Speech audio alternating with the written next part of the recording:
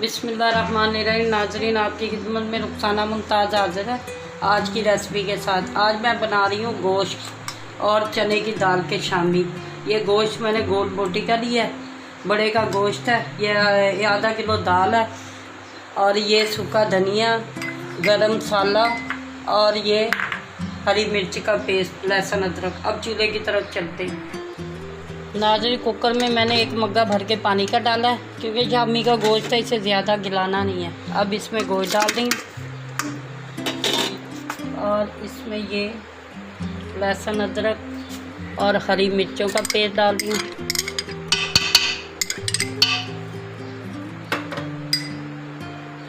ये सूखा धनिया डाला मैंने तकरीबन 2 चम्मच। ये काली मिर्च और सिर्फ ज़ीरा डाला है तकरीबन 1 बड़ी चम्मच।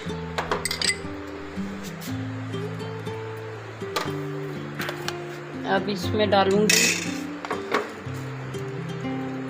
ये 2 भर के 2 से 2.5 अदद सुरख मिर्च।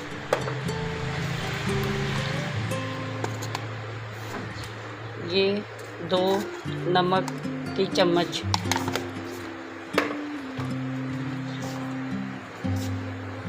ये हमारी हल्दी चलेगी। ये नाज़रीन, गोश्त की रेसिपी फुल हो गई है। अब इसको मैं कुकर को प्रेशर के लिए बंद कर दूंगी। तकरीबन आधा घंटा गोश्त गला के फिर इसको मैं निकालूंगी।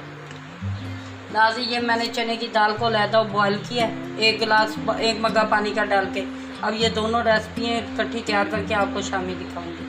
देखिए नाज़रीन, ये हमारा शामी की ना सारी रेसिपी तैयार हो चुकी है। दाल बॉयल कर लिया, गोश्त मसाले में मैंने पका लिया है। इसे घी वगैरह नहीं डालते, पका के बस दाल में मिक्स करना होता है। अब मैं इसको चोकर में ग्राइंड करूँगी।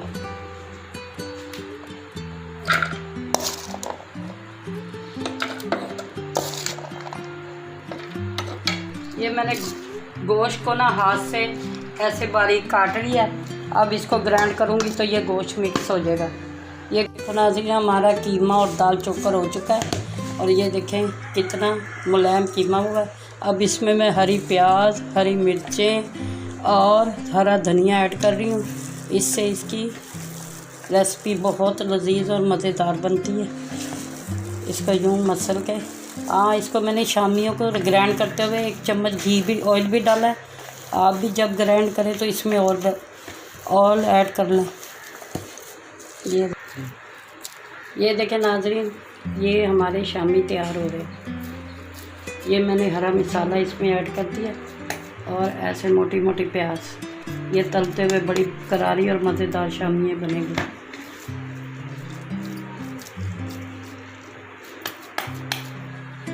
अब मैं शामियाँ तैयार कर लूँ, फिर फ्राई करते हुए आपसे मिलती हूँ। देखें नाज़रीन, ये हमारी शामी फुल तैयार हो चुकी है। मैंने इसमें टमाटर और प्याज की ज़रा सजावट की है। अब मैं आपको तल के दिखाती हूँ।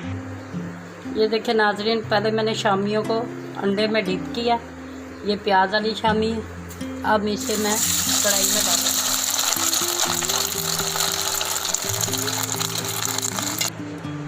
ये देखें, अब मैं इसमें टमाटर वाली शामी डाल रही हूँ।